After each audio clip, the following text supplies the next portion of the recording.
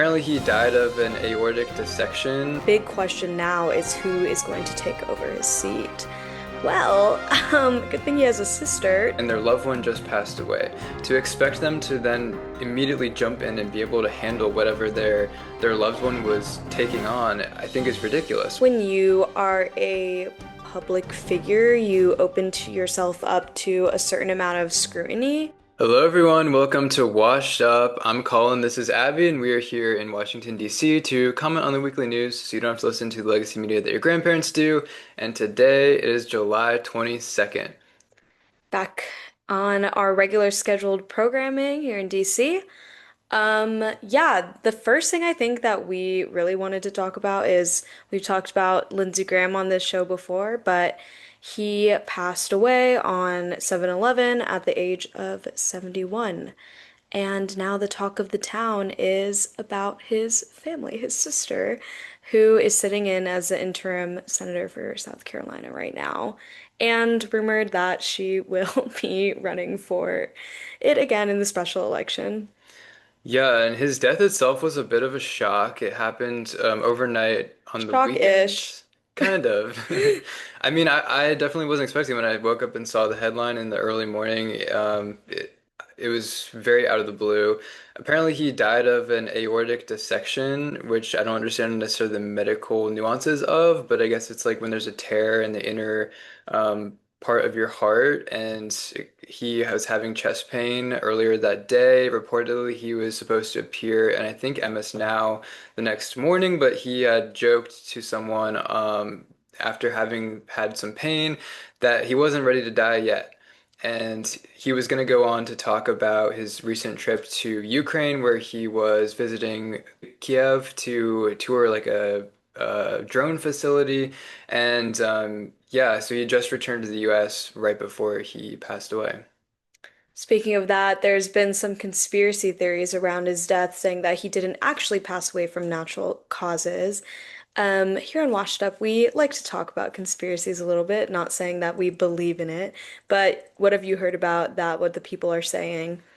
Well, just with the timing of his trip over there to Europe and then back, it was a little bit suspicious. People were saying, well, maybe Russia had recently also launched an offensive against Ukraine. Maybe they had somehow taken Graham out as part of that. And if, in fact, that would have happened, we might not want to advertise that as the US of like, oh, Russia just took out a US senator.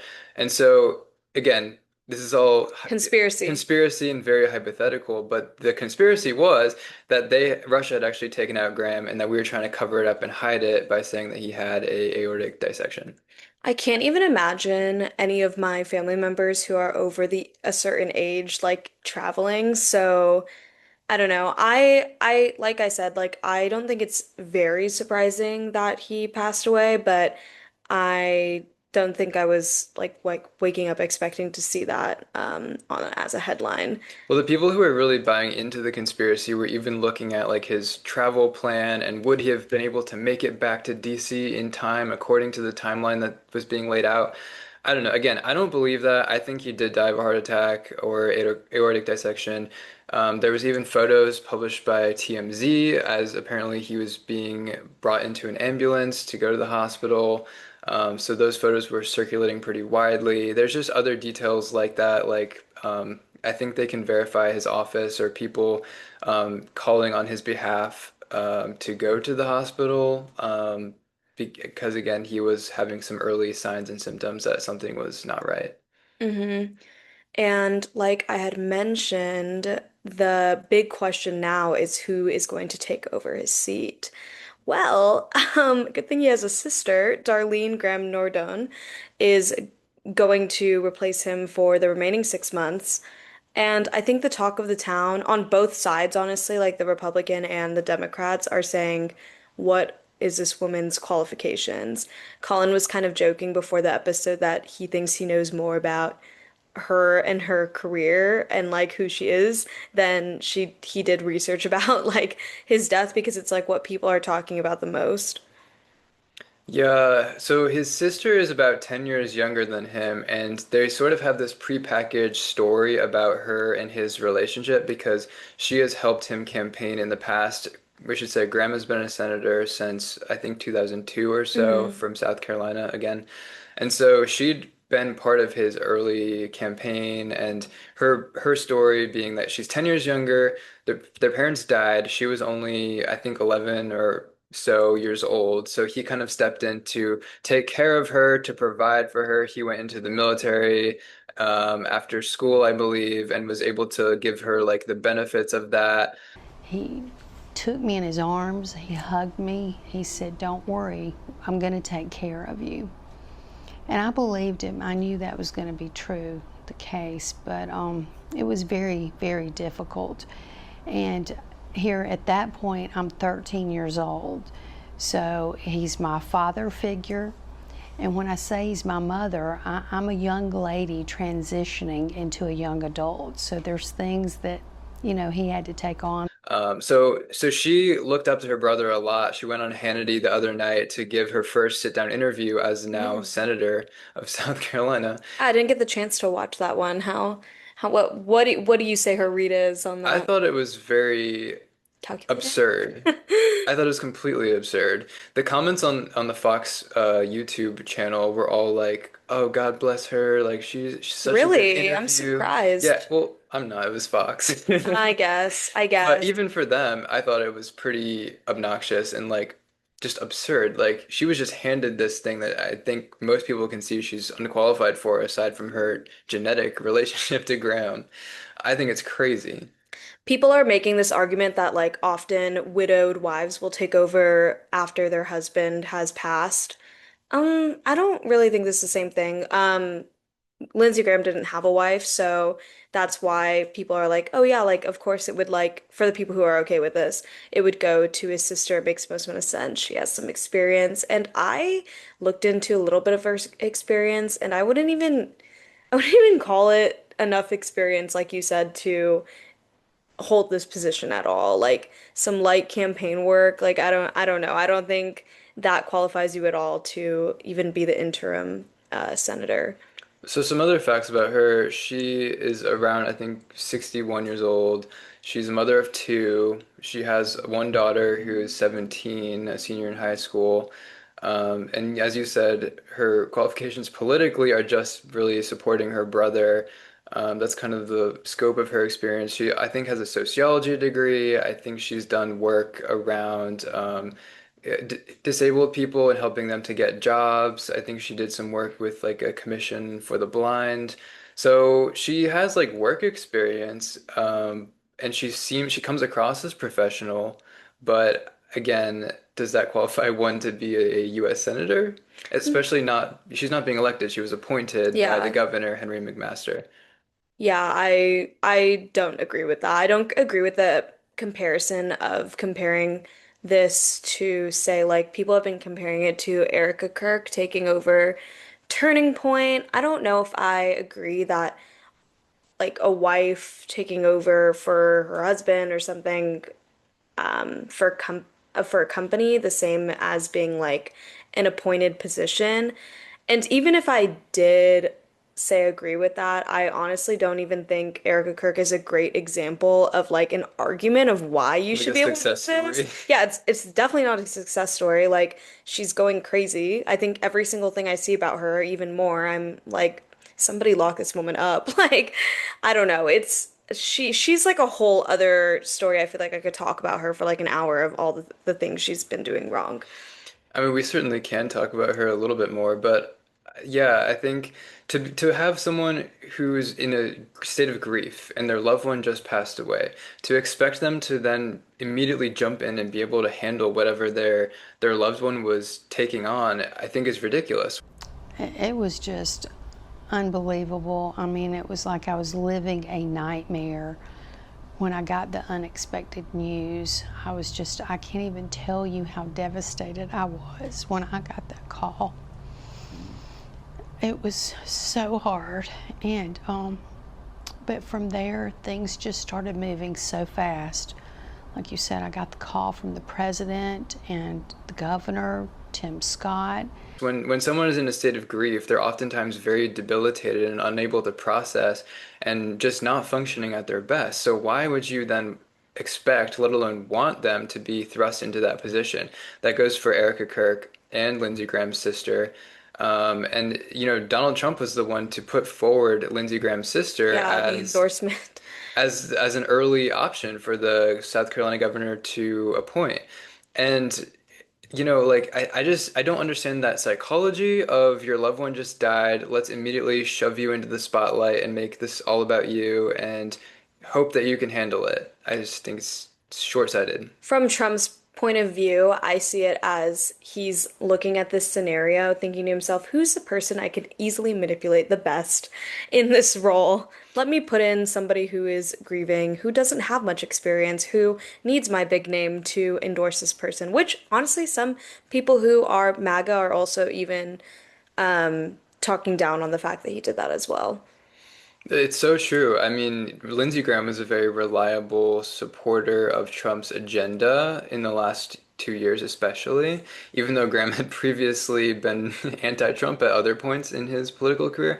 But recently, Graham was really on board with the Iran war and was just kind of a reliable mouthpiece for the Trump administration. And so I think you're exactly right that to find someone who's grieving, who's kind of vulnerable, and turn them into Lindsey Graham as a a replacement, it makes sense from a kind of power centric mindset, but from a human point of view, it seems outlandish. And like I said, people are all calling this out. Like, so I don't know. I feel like I saw a bunch of like right-wing influencers talking about it. I might have seen something on X, not that I have it. I just when I looked up Lindsey Graham's death and who was replacing him, in this time, there were people speaking out against it. Yeah, I wish I could remember like who specifically I said. I should have screenshotted it. Yeah, so as you said, Lindsey Graham didn't have a spouse, and I did think it's worth noting. About a year ago, we did an episode and we were talking about open secrets on the Hill, and I said that there was one that I had in mind, but I couldn't share because I didn't want to get potentially in trouble for saying it. But the secret that I had in mind was that people have said for a long time that Lindsey Graham was gay. And that was, maybe why he never got married. He's a Republican from South Carolina who's, maybe not electable if he was to be out or something along those lines. So, I can't independently verify whether or not Lindsey Graham was gay, but a lot of people have speculated that. It's opened up a lot of conversation since his passing about, like, if in fact maybe he was gay. What does that say about the times that we live in that he felt that he could never vocalize that or express that? And I've seen some commentators take it pretty darn far. Like, I think it's really inappropriate that some of them were calling for, like, if anyone out there was a past lover of Lindsey Yeah, Graham, that's kind of you should crazy. come forward. I think I mean, that's really in poor taste, to put it mildly. But It's definitely an invasion of privacy, especially since he passed and he can't even speak on it. Like, who's to say that like people can come forward and just lie about it? You know what I'm saying? Like, people who there's no way to verify, especially if he's like keeping stuff under wraps. I think that is also poor taste. So this isn't a conversation that comes up whenever people pass, especially unexpectedly, of like how much reverence do we have to give them in light of their passing? And I'm curious, do you have any thoughts about that? Like, should we wait a certain amount of time before we criticize them, or we start commenting on their legacy, or is it kind of just open once they're gone? Yeah, that's a really interesting question, especially talking about like Lindsey Graham and then like when we talked about when Charlie Kirk passed away. I think when you are a public figure, you open to yourself up to a certain amount of scrutiny, whether that just be like positive or negative.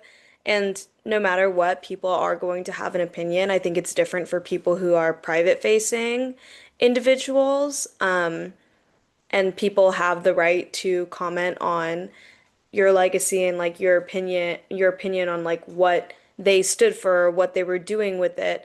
Definitely like filling these positions in general, like that has to be done pretty fast. So for in this scenario, I think being able to comment on what people have done, what you've disagreed with, what you've agreed with, is something that is valid right now. here on Washed Up, I we have talked about ways that we don't agree with the things that Lindsey Graham has been advocating for, especially with the Iran war. Yeah, I think there's like a clip where we called him like bloodthirsty. Yeah, no, I totally agree with you. The distinction there between the public and the private person, I think, matters. Although personally, I do lean more toward, I think you can comment about people. You know, there's a common phrase, don't speak ill of the dead. But I also think, like, for the rest of us that are still left behind that are living, sometimes criticizing them makes sense. And exactly the comparison that you drew, people after Charlie Kirk died were saying, you know, we shouldn't criticize, we shouldn't comment, certainly shouldn't mock. That's another thing. I don't believe in mocking people after they pass, but if there is substantive debate to be had over what they represented, then absolutely we should do that. So we didn't mock Charlie Kirk after he was assassinated because it was horrific, and we talked about on this show about the implications of what it would have for our culture and our country. And people are trying to say what's good for Charlie Kirk is good for Lindsey Graham, but I actually disagree because one of them was Charlie Kirk was 31 years old. He had two kids. He had his entire life ahead of him, and he was assassinated. He was murdered. Whereas Lindsey Graham was He lived 71, a full lived life. a full life. He passed unexpectedly, but at the same time, you know, he was up there in age. It's different. He died from natural causes. So it's like it's apples and oranges comparing Graham and Kirk. And I think Graham very much opened himself up to criticism, especially in the last couple of months of his life supporting the war, like you said, which is now ongoing again. And even when Charlie Kirk passed away, I'd like to think that like a lot of people who disagreed with a lot of what he was doing were also able to openly criticize that. Like, you don't have to mourn someone, but I don't think, like you said, like mo the mocking was a little much. Like, I didn't agree with a lot of what Charlie Kirk was saying. Um, but I think, like we were saying earlier, he is a public person, and you're allowed to criticize his legacy. You're allowed to say these things without, I don't know, saying he deserved it or something like that.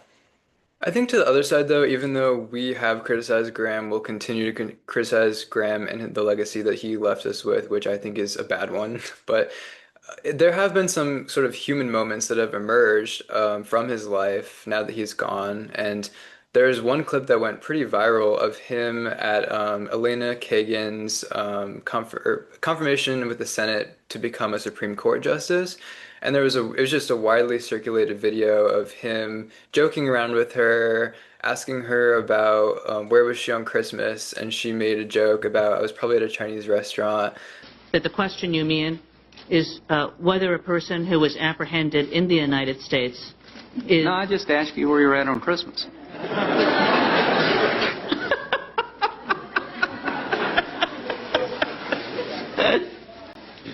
You know, like all Jews, I was probably at a Chinese restaurant. And then Kagan was before a committee in Congress testifying shortly after Graham's death. She expressed her condolences on behalf of the entire court and brought up that clip as just the way that Graham made her look like she had a good sense of humor and how she appreciated that, saw it as part of her being confirmed to the court. Senator Graham, of course, was a member of this House before he became a senator. And in part, I wish to express the entire court's condolences to his sister, the rest of his family, his many friends and colleagues here in the House, in the Senate, and elsewhere, on behalf of the entire court. It's good to recognize how people are human, finding those types of moments in them, but I also don't think that closes them off to being memorialized, if that makes sense. Like, I don't think people should be finding these things and being like, "Oh my God, they're a completely different person behind closed doors," because I think that the legacy that you leave for everyone else to clean up is, especially when it's much more impactful, is also something to talk about and continue to talk about. I think it raises important questions about people who are public figures Yeah. who are different behind closed doors than they are presenting to the public. I think anytime there's a huge discrepancy between those two things, that's a problem. And we on this show like are always pushing for transparency in our public figures in disclosing things that are relevant to the power that they hold and the positions that they're seeking. And we would like there to be almost no gap between who they present themselves to be and who they are behind closed doors. Weirdly enough, with Graham, who he presented himself to be was very much a war hawk who was, again, a mouthpiece of the Trump administration. But behind closed doors, it seems like people had a higher opinion of him, that he was very funny, he was larger than life, he could command a room, he was intelligent. So I've heard since he passed. And so it's interesting. Why was he trying so hard to come across as a war hawk when maybe he was much more conciliatory in person? I think it definitely comes down to a power political type thing. Like we were saying about Trump's decision to appoint his sister as this like mouthpiece to continue whatever Graham was saying, whatever Trump wanted to say. It seems as though if it's true that he was like this behind closed doors, like with close friends, family, like people who knew him, whatever, it seems as though he was presenting a character that is almost more real to the masses because he was showing it off so often and because he's like in close proximity to Trump. Like if you have he seemed like the type of person to be like, if you have the opportunity to be more powerful because I'm acting this way, then why would I not? And that is another piece that I don't respect very much in terms of when public figures have this twofold personality.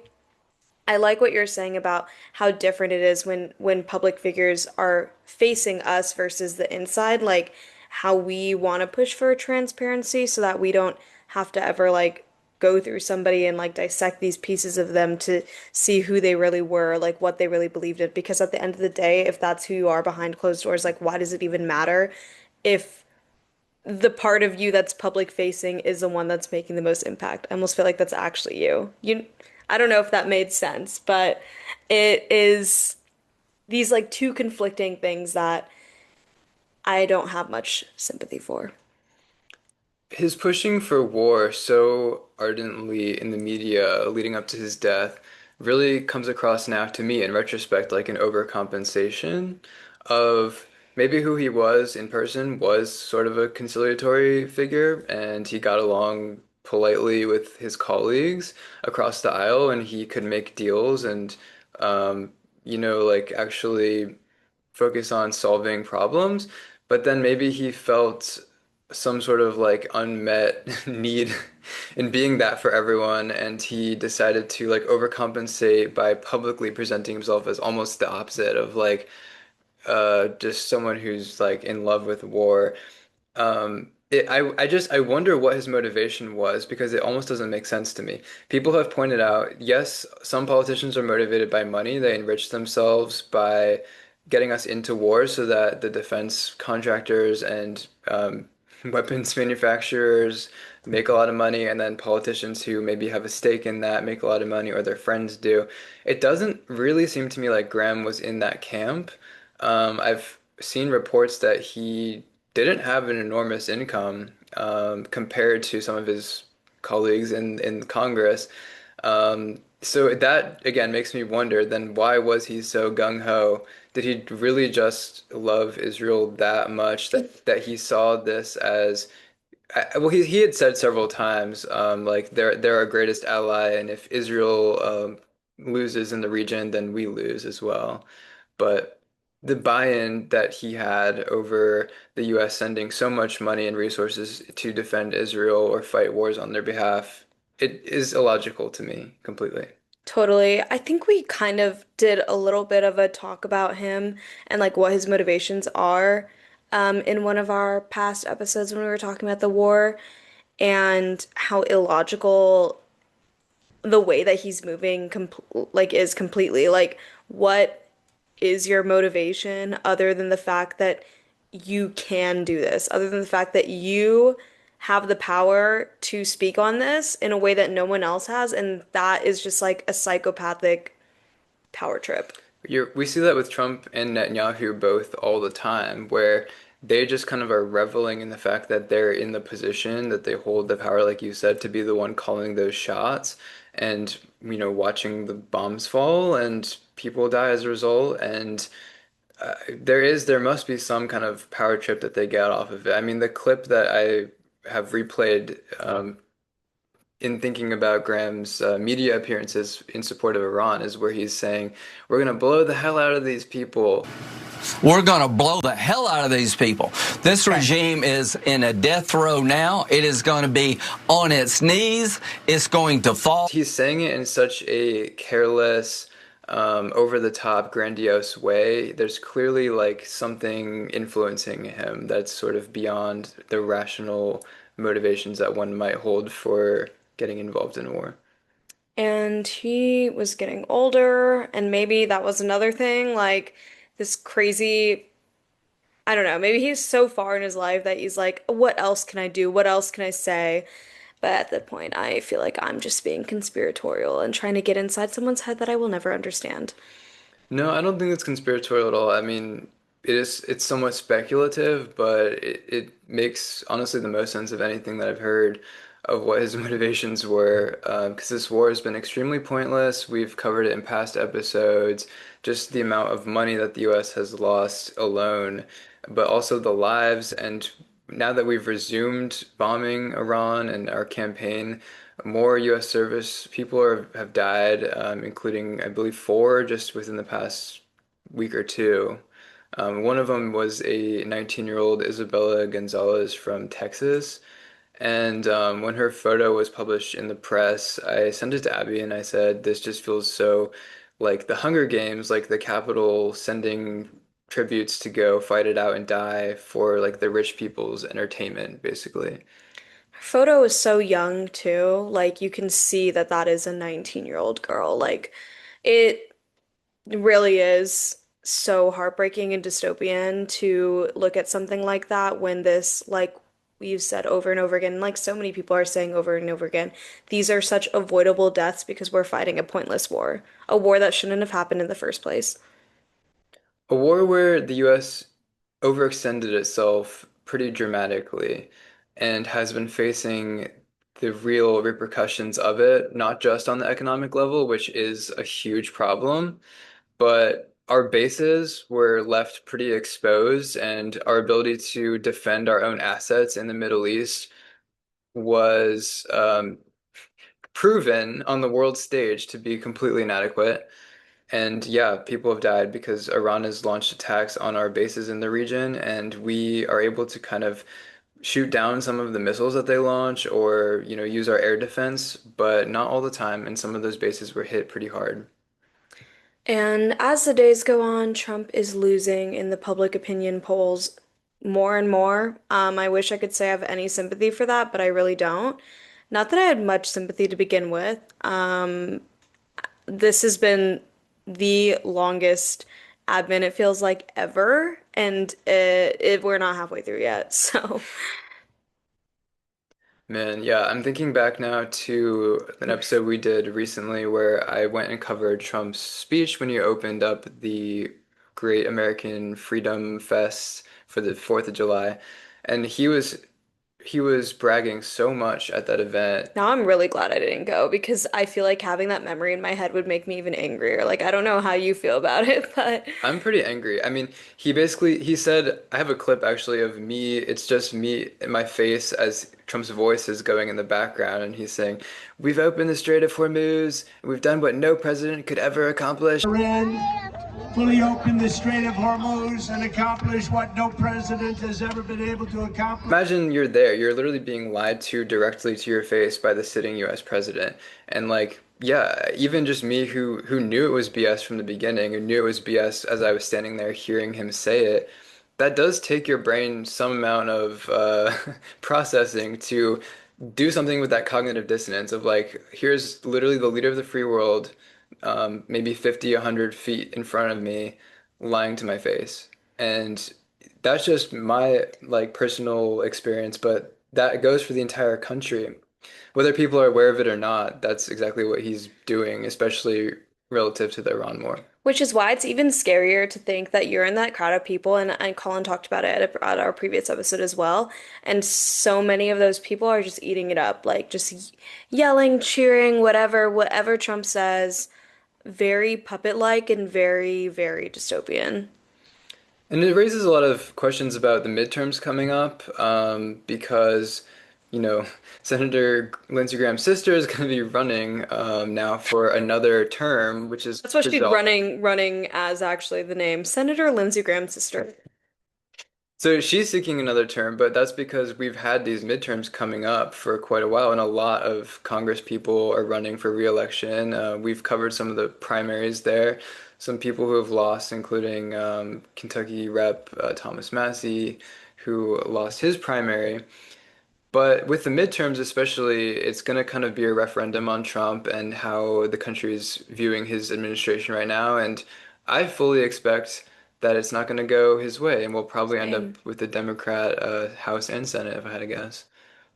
Looking forward to it. Looking forward to covering it. Have you heard anything about Trump's speech about the midterms, where he was trying to call into question already some Oh of God, really? Already? well, he gave a speech in prime time talking about election integrity and how there was evidence now of foreign influence campaigns during the 2020 election, which he still claims that he won.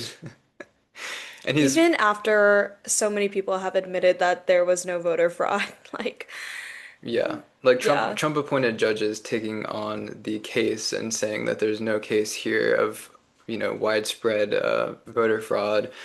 But he's soft launching already the midterm elections being called into question. So even if the public sentiment holds up and we end up with Democrat Congress, we'll have to see if that actually occurs. Yeah, we'll have to see the way that the Democratic, I think that this could be a really big turning point for the Democratic Party if they use their voices right. If they use their messaging right, I think that it could be a turning point for them. I mean, certainly theirs to lose because, again, how unpopular the Republican platform is right now. Not just Trump as the figurehead of the Republican Party and his acolytes, which included Lindsey Graham up until recently, who were very, I think, people in the US were not appreciating them and the role that they're having in the prolonged war. But yeah, so the Republicans are not very popular right now, and if that holds up, yeah, I can't see them going very far. Have you heard or seen any new interesting candidates from either the Dems or Republicans that you think are interesting? Um, I don't know. I feel like I've been keeping up. I've been trying to see what Kamala's doing in the background. I haven't like heard as much from her, though I wish she would do something because I think this would be a great time for her to say something and do stuff, especially with how unpopular Trump is. Like I think her team needs to step up a little bit with that. She should be utilizing everything that it has been happening to her favor. There's certainly a lot of speculation that she's going to run again because she missed the race for California governor, and a lot of people thought that she could have easily won that with just the name recognition, the national brand that she established. So the fact that she didn't run for governor of California certainly led me to think she had her eye on the 2028 presidency, maybe. Someone asked, I think someone asked AOC if she was running. I And she don't, didn't say no. That's what I saw. yeah, I don't see her running though, at least this year. I want John Ossoff to run. We've talked, we've talked about him before on our show. John Ossoff has done a really good job of presenting himself as a pretty moderate Democrat, but also someone who is very vocally opposed to Trump. And I think he does a really good job of walking that line without sounding, Gavin Newsom-y. yeah, yeah, without sounding Gavin Newsom-y or inauthentic. He's very, I'd say, like straightforward in his delivery, very measured. So his messaging was actually testing really, really well among independents as well. People who are just exhausted with the year and a half of Trump we've had already. They appreciated what Ossoff had to say, whether they were, yeah, independent, Democrat, or Republican, I think. Yeah, I can see him doing well, so I hope he runs. I think he's running for re-election for Senate right now from Georgia. Interestingly, Ossoff was also one of the senators in the 2020 election he won, I think, in a runoff election. Hmm. And that was right around January 6th. I think the actual runoff election was finalized on January 6th, 2021. So Ossoff is kind of wrapped up in the whole myth of Trump and how Trump tried to cling on to power in 2020, because he was one of the senators, as well as Raphael Warnock, who held on to those Senate seats for the Democrats. Yeah, I think he could do a good job. I remember people wanted Kamala to choose him as a running mate at one point. Hmm. I remember seeing like people talking about it and being like, "Oh yeah, like I think that this would do this would do a good job as a pairing here." And I wonder if that would have changed things. Not that we can dwell too much on the past. I mean, as a matter of PR and campaigning, I think his name lends itself to an obvious slogan. He'll work his ass off for you, the American people. It works I awesome. think they must have already thought of that, but if not, feel free to take There it. you go. You guys can take that right here, washed up, copyrighted. Yeah, our little contribution to The Democratic Party. Yeah, anything else that you want to talk about? 'Cause- No, I feel like that pretty much hit on it. We'll continue to monitor what happens with Lindsey Graham's seat. If his sister ends up winning not only well, she's not running for election, so if she ends up winning that, we can cover that as well as part of the midterm coverage that we'll bring to you all. And this was, I think, good conversation about what does it mean when someone passes and when can we start to dissect their legacy and what they represent, and also a little bit about the dichotomy between how politicians present themselves versus who they actually are. yeah. That's why I think that we should also discern authenticity in public figures as well. Yeah, that's definitely a huge Gen Z value, I think. And I think politicians who can represent themselves authentically will do very well. Yes. Okay. Washed Which is up, out. about